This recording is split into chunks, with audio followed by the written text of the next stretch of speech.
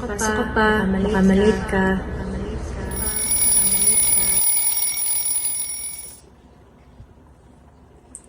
It's been a while since napanaginipan kita. And it feels so great.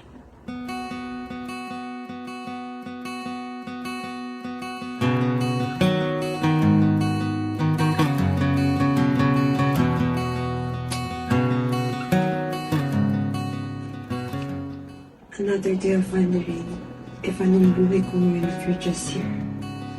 I miss you so much, Mama. Vera, kain na! Wait lang po. Ano pa special ka na naman? Nagugutom na yung mga tao dito. Papunta na.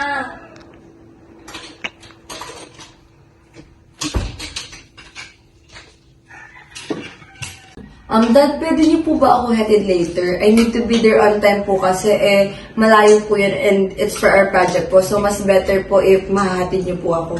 But mom, I need to go to the mall, diba? Vera, siguro magbiyahe ka na lang because your daddy will accompany your sister because she'll going to buy some clothes for her upcoming fashion show this December. And it is more important naman than your errands. Yes. I'm sorry, Vera, but I need to accompany your sister. Sige po, Dad. I'm done eating na po. Punta na lang po muna ako sa kwarto ni Lola before umalis. Ano ba yan? Puro kaartihan. Hindi lang napagbigyan, hindi pa nagpubos ang pagkain. Lola! Lola, I miss you.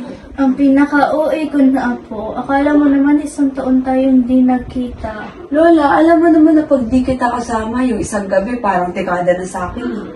Ano? Kamusta ka? Kamusta ka, Nina? Ganun pa rin ba? Wala namang pinagbago eh. Si Chloe pa rin yung laging inaasikaso ni Dad and Tita. Alam mo bala na ang layo na pupuntahan ko para sa project. Tapos si Chloe magsha-shopping lang. Siya pa yung sasamahan ni Dad. Paano naman ako? Apo, pasensya ka na ha. Alam mo namang mahina na si Lola. Kaya ito, palaging nasa kwarto. Ako sana mag-aasikaso sa'yo. Lola, hindi mo kailangan mag-sorry. Hindi mo kasalanan yun. Tsaka, kahit ganun pa man yung mangyari, alam mo naman na mahal ko pa rin sila. Lalo na ikaw mahal na mahal kita. Sige na laha, alis na po ako kasi malayo pa yung pupuntahan ko. Apo, lagi mong tatandaan na huwag mong ibubuhos lahat ng pagmamahal sa iba. Matuto kang mahalin ang sarili mo.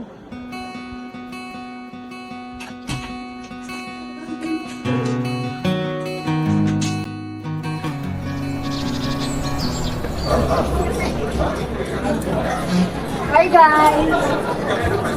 Oh, you're here. We didn't expect you would be here kasi, you know naman, as always, hindi pa pinapayagan. And every time na may gala tayo, you will always say no. Pero that's okay. Ellie's right, but don't worry, have a seat. So how's life, guys? In a week since Diaz nagtitas, because of, vacation, but living my best life. Famous Kisha, living my best life. Well, that's good to hear. So guys, I have a gift for all of you.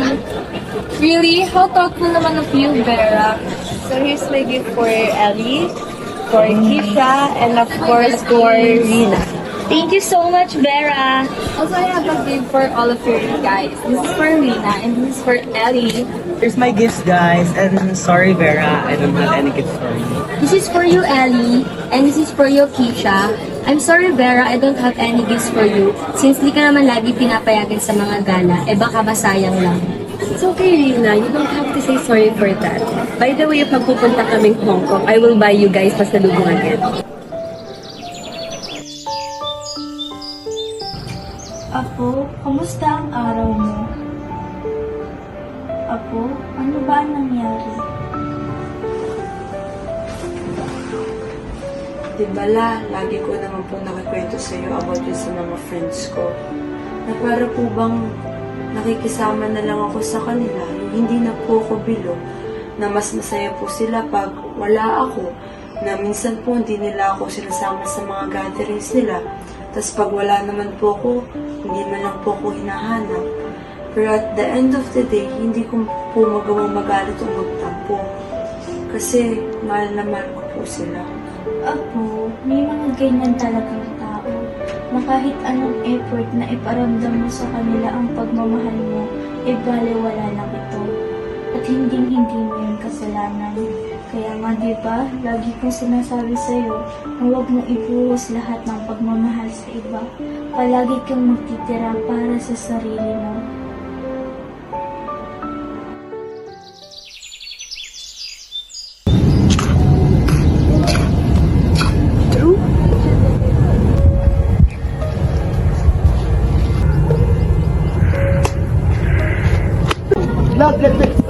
Bitawan mo ako, Drew! Ano yun? Please, love, let me explain. Kumalma ka muna, okay? Ang kapal na mukha sabihin kumalma ako. Putang ina, Drew! Ilang chance pa ba na explanation ang bibigay ko sa'yo? Lagi na lang ganito. Paulit-ulit ko kang pinatawad kasi mahal na mahal kita. Pero ngayon, sobra na. I just crumble. I tell myself I don't care that much, but I feel like I die till I feel your touch.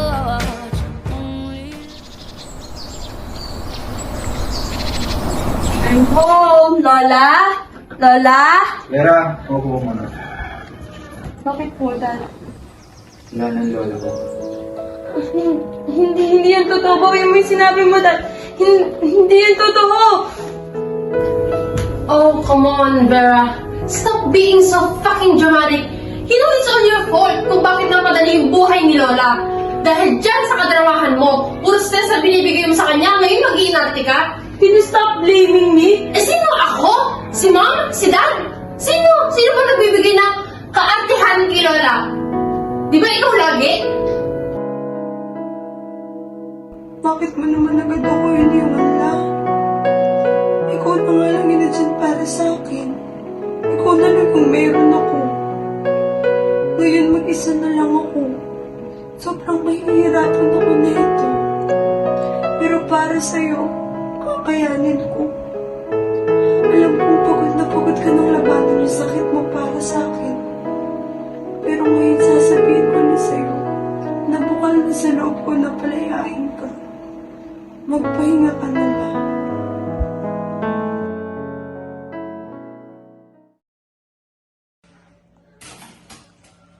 Wala matagal pa ba yan? Ano na pa gagawin dito? Bilis-bilisan mo nga. Wait lang po, may ginagawa pa. Aba, sumasagot ka na talaga. Simpleng utos hindi mo magawa agad. Ang akin na naman po, may ginagawa pa, di ba? Bakit hindi po si Chloe yung utusan niya since wala naman siyang ginagawa? Ikaw na bata, kahit na talaga ugali mo, nung susumbong kita sa daddy mo pag uwi niya. Han, alam mo ba si Vera kanina, sinasagot-sagot niya na ako, inutusan ko lang naman siya. Totoo ba? Sa pagkakakilala ko, hindi ganyang bata si Vera. Oo, kanina inuutusan ko lang naman eh. Parang hindi niya na ako tinuturing na mami niya. Lagi na siyang nakasagot sa akin, nakasigaw ka niya. Ayan, makakausapin ko na lang yan. Sige, pagsabihan mo yan ha. Vera!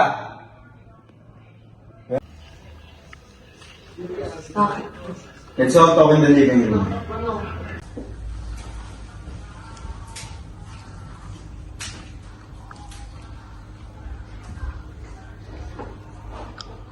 What did you do na naman ba, Vera? Wow, ako na naman, konting sumbong ni tita na naniniwala ka agad sa kanya. Kailan ba ako magkakaroon ng boses sa pamilyang to? Kailan niyo ba ako pakikinggan, Dad? Mom, Dad, what's going on? What's happening here? Chloe, have a seat then. Let's talk. To tell you are all here, let me speak my heart. Let me fucking tell you all of my hinanayin sa pamilya na to. You, tita, I remember when I was a child, you promised that you will be my step-in mom. You will take care of me. You will love me as if I am your own. And as a batang musmos na uhaw sa pagmamahal ng isang ina, naniwala ako sa iyo. At hanggang ngayon, naniniwala pa rin ako na kahit pa paano mamahalin mo ako. I respected and love you, not just as a tita, not just as a partner of my dad, but as a mom. Grabe yung pagmamahal at respeto na binigay ko sa'yo, pero ni isang pagmamahal or katiting na pagmamahal, wala kang naibalik. But that's fine. But you know what's not fine? Is that you are one of the reason why I am suffering. You are one of the reason why I am feeling like this. And to you, Chloe, my stepsister, lahat ng gusto mo kahit para sa akin man, binigay ko sa'yo. Na I'm trying my best to be the best version of myself para sa'yo. Na I'm doing everything to be a good role model. Kasi sabi yun ni Dad I have so much love for you, despite of us not being related by blood, and despite of all the mistreatment na na-receive ko sa'yo. At the end of the day, mahal na mahal pa rin kita. Pero hindi ka titing na pagmamahal at respeto, wala akong natanggap mula sa'yo. Pero that's okay. That's really fine. And to you, Dad, when Mom and Lola died, I thought ako yung magiging kakampi ko. But I was so wrong. Kasi you are the biggest betrayal na naranasan ko. Pinakamasakit. I love you so much to the point na mas pinili ko yung pangarap mo kaysa sa pangarap ko. I really wanted to be a psychiatrist pero hindi ko sinunod yun. Kasi you wanted me to be an engineer, di ba? Kasi yun yung pangarap mo na hindi mo natupad. Pero that's okay. Because I love you and I will do everything just to make you proud. And I know, Dad, na pangarap mo ng isang buo at malaking pamilya. Sino ba namang hindi pangarap yun, di ba? Kaya when Tita came, sobrang saya ko kasi alam ko na matutupad na isa sa mga pangarap mo. And I know that you promised to Tita that you will love Chloe as if she is your own. Pero sa pagmamahal mo sa kanya, nakalimutan mo ako. Nakalimutan mo na anak mo ako, nakadugo mo ako, na kailangan ko rin ng pagmamahal. Na sa pangarap mo na makabuo ng isang buong pamilya, ako yung nawalan ng pamilya. Naging salingkit-kit lang ako sa pamilyang to. Pero that's okay. Despite of everything, I still love you.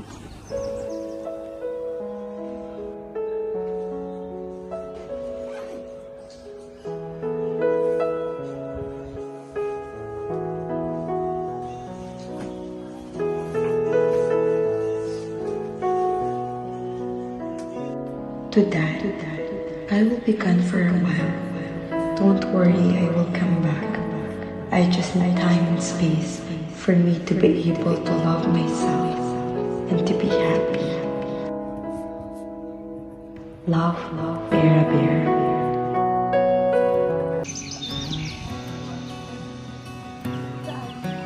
Ano bang nagawa ko para maranasan lahat ng sakit na nararamdaman ko ngayon? Kasi all my life, ang alam ko lang is, minahal ko yung mga taong nakapaligid sa akin. Lahat sila. To the point na nakalimutan ko na nga mahal yung sarili ko, di ba? To the point na naubos na yung pagmamahal para sa sarili ko. Pero bakit nararanasan ko lahat ng sakit ngayon?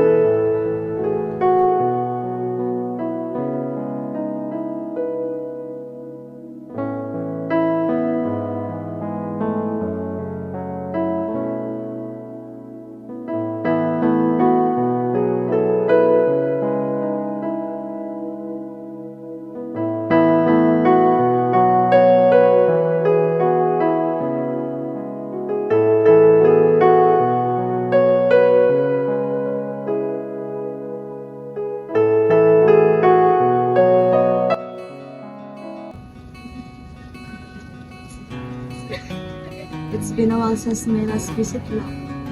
At sobrang dami na nangyari. And if nandito ka, siguro magugulat ka sa mga happiness. At alam mo ba kung anong pinakamaganda nangyari?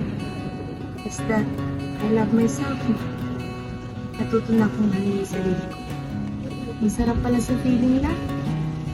Ikaw, kayo ni Mami, kamusta kayo dyan? Masaya ka dyan? Makaya pa ka dyan? Miss na ka pala. Sobrang miss na kita. And I hope you are proud. Because now, I can finally say that I truly love myself. Despite truly loving myself, I feel like it is still not enough. Why? Because I'm still in pain. Nasasaktan pa rin ako because of my past. And this is the only way where I can truly show love to myself. Na kung saan matatapos na lahat ng aking sakit at paghihirap. It's good to be back. Vera?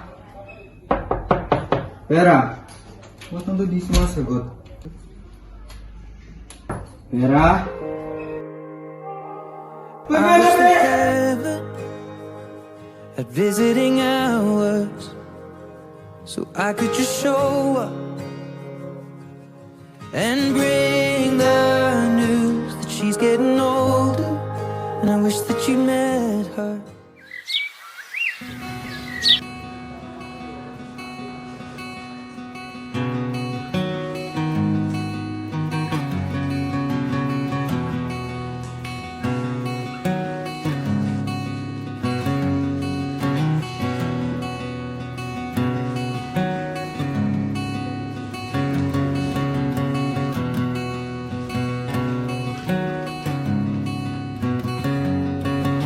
Dear Dad, I don't know if mababasa mo ba to, but I want you to know that I love you very much, that I love myself more. And sorry if gagawin ko to, but this is how I can show love to myself eh. This is how I can free myself to end pain and suffering. So I hope you can forgive me. And by the way, this is the jar that I want to use na paglalagyan ng abo ko once na na-cremate na niyo. Goodbye, Dad. Love, Vera. I understand you, anak. I'm sorry for causing you too much pain and suffering. Mahal na mahal kita. Babawi ako sa'yo.